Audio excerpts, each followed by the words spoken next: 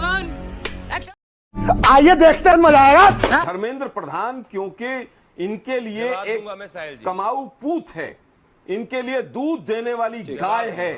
RSS और BJP के बच्चों को गलत तरीके से भर्ती कराने के मशीन का सरगना है कि नीट का जो पेपर 21 जून को हुआ था उसमें भी भारी अनियमितताएं हुई हैं और ये 50 खबरें मेरे पास हैं और सबसे ज्यादा एपिसेंटर इसका अरे भाई 30 लोग जेल के अंदर पड़े हुए हैं, 30 लोग जेल के अंदर गए हैं बिहार के अंदर। मैं फिर कह रहा हूं, मैं सुप्रीम कोर्ट में उसका प्रैक्टिशनर हूं। जरा ये तस्वीर ध्यान से देखिए। आलोक जी, आपने नीट का एग्जाम नहीं दिया है, ना ही साहिल जी ने दिया है, ना मैंने दिया है, पर नीट के अंदर पेपर के टॉप रैंक नंबर 2 के पेपर में सुप्रीम कोर्ट में दोनों बार मैं पर्सनल प्रैक्टिशनर मैं रहा हूं। आपके सामने तथ्य रख रहा हूं। दोनों बार पॉइंट मैं नंबर पर्सनल 2 प्रैक्टिशनर रहा हूं मैं। सुनिए मेरे भाई, काहे हो रहे हैं, इतना क्यों घबरा रहे हैं? पंशुल बंसल रैंक नंबर 2, कल ही ये मिले थे और कल ही इन्होंने कहा था रीनीट पूरी अच्छी तरीके से हुआ। 11 लाख युवा क्वालिफाई कर चुके हैं, जो देश के इतिहास में सबसे ज्यादा है। जितने भी आप आरोपी बोल रहे हैं, सबके सब आरोपी गिरफ्तार हो चुके हैं, उन पे जांच हो रही है। तो हम किसी को छुपाने के लिए नहीं है, पर बच्चों की आड़ में ये अराजकता की राजनीति क्यों कर रहे हैं? रुक, तेरे को बताते। अब गर्दा उड़ेगा भैया। तो दोस्तों, शुरू की क्लिप में आप लोगों को समझ में आ गई होगी कि किस टॉपिक की आज वीडियो बनने वाली है, और वीडियो को बिना टाइम वेस्ट करते हुए वीडियो को करते हैं स्टार्ट। धर्मेंद्र प्रधान पूरी तरह से जिम्मेदार हैं, लेकिन सरकार जिम्मेदारी मानने को तैयार नहीं है। नॉन अकाउंटेबल गवर्नमेंट है ये। इस सरकार में जिम्मेदारी किसी की नहीं है, केवल विश्व गुरु जो हैं वो सब कुछ कर रहे हैं, ब्रह्मांड को वो चला रहे हैं और जिम्मेदारी किसी की नहीं है। हालत यह है कि नीट का पेपर 2024 में भी आउट हुआ और सुप्रीम कोर्ट तक लड़ाई लड़ी गई, उसके बाद 2026 में भी आउट हुआ। 25 की भी खबरें आ रही हैं। एनटीए के ऊपर कभी आज तक एक क्लर्क को भी सस्पेंड नहीं किया गया। क्यों? क्योंकि एनटीए के अंदर बीजेपी और आरएसएस के लोग भर्ती हैं। उनको बचाया कैसे जाए, इसके ऊपर पूरी ताकत लगाई जाती है।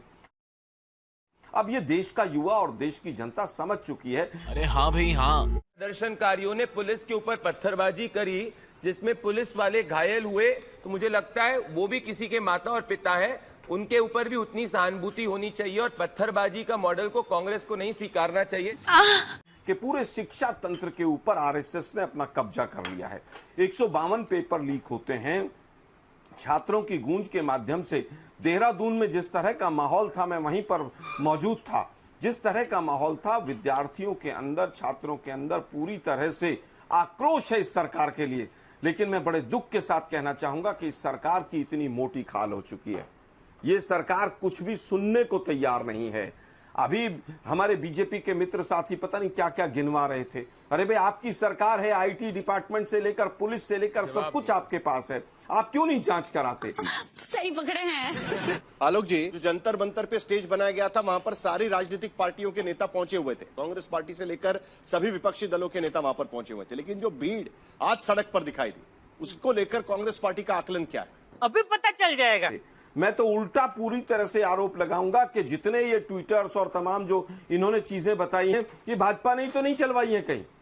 यही हमारी सोच है। संजीव जी, आपने देखा कि एक तरफ तो धर्मेंद्र प्रधान ट्वीट कर रहे हैं, दूसरी तरफ भारी संख्या में छात्र हमें सड़क पर दिखाई दिए, जिसे प्रदीप भंडारी कहते हैं कि ये तो राजनीतिक पार्टियों के द्वारा भेजे गए लोग थे। उसी जंतर मंतर के परिसर में एक पत्थर से भरी हुई ट्रक को वहीं के आंदोलनकारी ने एक्सपोज किया, चढ़ करके दिखाया। कहां से आया वो पत्थर, वो ट्रक कैसे पहुंचा वहां पे? जांच कराए ना, चारों तरफ कैमरे, पुलिस को बुलाया गया। अगर आज अभी भी अजीत दीपके को पुलिस ने डिटेन किया हुआ, उसने ट्वीट किया है, अब देख लीजिए, थोड़ी जानकारी इकट्ठा कर लीजिए। चौथी बात जो सबसे इंपॉर्टेंट है, नहीं, अभी और सुनिए, इस तरह के कोई हालात ना बने जिसकी वजह से कहीं पर किसी का कोई जान माल का किसी भी रूप में कोई हानि हो। देखिए, ना तो कांग्रेस पार्टी ना किसी और राजनीतिक दल ने इस लोगों को या बच्चों को किसी भी रूप में आह्वानित किया था। किसी का कोई आह्वान नहीं था, ये स्वतः बच्चे आए हैं। और किसी भी केवल दिल्ली और यहां पर जंतर मंतर की बात नहीं है साहिल जी, हर राज्य में, हर शहर में, हर राजधानी में हजारों हजार बच्चे मशाल की जुलूसें निकाल रहे हैं। वो एक अलग बात है कि उनकी पिक्चरें मीडिया में नहीं नजर आ रही हैं। सही पकड़े हैं। चौथी बात ये कह रहे हैं कि ये छोटा रिचार्ज है। अगर इस देश के ये लाखों करोड़ों नौजवान अगर छोटा रिचार्ज किसी पार्टी का है, तो फिर आपको घबराना चाहिए। आपको आज देश के नौजवान आपसे नाराज है। जो शिक्षा मंत्री पूरे अपने टेन्योर में एक एग्जाम ठीक से नहीं करा पाया, उसी की रिजाइन की बात तो कर रहे थे। क्यों इतना बड़ा अहंकार है आपको? क्यों नहीं बुला के टीचरों से बात करते, बच्चों से बात करते? आप बताइए कि आपकी क्या मजबूरी है, आप क्यों नहीं रिजाइन ले सकते?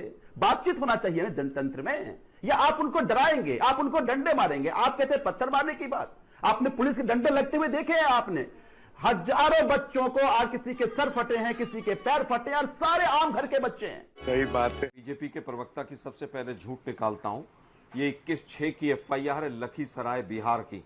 यहां पर एक कंपनी है जो एनटीए के 2017 से टेंडर ले रही है और उसके मालिक का नाम है आशीष मित्तल।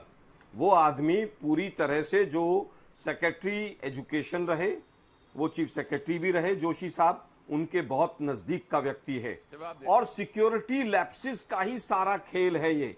सिक्योरिटी लैप्सिस में क्या हुआ है कि जो फिंगरप्रिंट्स लिए जाते हैं उसमें पूरी तरह से गड़बड़ और घपले हुए हैं। तो लेने के देने पड़ गए। सड़क पर आकर के आप आंदोलन करिए, ये आपका देश है और आपकी सरकार है, लेकिन अपने प्रतिनिधि को सदन के अंदर में बोलने दीजिए ताकि इस बात का विमर्श संवैधानिक तरीके से सदन के अंदर में हो। सदन को इन लोगों ने अपना एक खेल का मैदान बना लिया है। जब 150 सांसदों को ये लोग बाहर कर देते हैं, सस्पेंड कर देते हैं। सदन पर चर्चा होने का मतलब तो ये होता है कि सदन में चर्चा होने के बाद कोई एक्शन हो, लेकिन कोई एक्शन तो किसी के ऊपर होता नहीं। जवाब दूंगा। एक्शन अकाउंटेबिलिटी जीरो है। अभी बिहार का मैंने एग्जांपल दिया, एफआईआर की कॉपी मेरे सामने है और बीजेपी का प्रवक्ता बीच बीच में बोलते रहेंगे साहिल जी आप सदन में चर्चा होगी कि नहीं होगी, क्योंकि सोनम वांगचुक ये भी मांग कर चुके हैं कि सदन के भीतर सभी पार्टियों के तरफ से चर्चा होना जरूरी है, तभी वो अपना अनशन खत्म करेंगे। Good question. अगर सरकार युवाओं के प्रति संवेदनशील नहीं होती तो नीट में एमबीबीएस की सीट 51,348 से बढ़कर 1,36,939 नहीं होती, जो देश के इतिहास में सबसे ज्यादा युवाओं को नीट देने वाली सीटें मोदी सरकार ने बढ़ाई है। पर मैं पूछना चाहता हूं साहिल भाई, आपसे प्रोटेस्ट का अधिकार है, पर कांग्रेस पार्टी और आम आदमी पार्टी क्या आजादी के नारे, क्या संसद खत्म हो जाएगी उसके नारे, क्या प्रधानमंत्री को पीट दिया जाए इस तरीके के नारे का समर्थन करती है, क्या पुलिस पे पत्थरबाजी का समर्थन करती है? और अगर आलोक शर्मा के पास कोई तथ्य है तो जाके सीबीआई को दे दे। ठीक है, अरे भाई मुझे केवल ये बता दीजिए कि 2024 में जो नीट का पेपर आज की स्थिति में अभी जो स्थिति बनी हुई है उसमें ये बात साफ है। डायरेक्टर थे। ठीक है, तुम्हें शर्म है? तो दोस्तों वीडियो अगर अच्छी लगी हो तो लाइक करो और चैनल को सब्सक्राइब जरूर। खत्म, bye bye, tata, good bye, गया।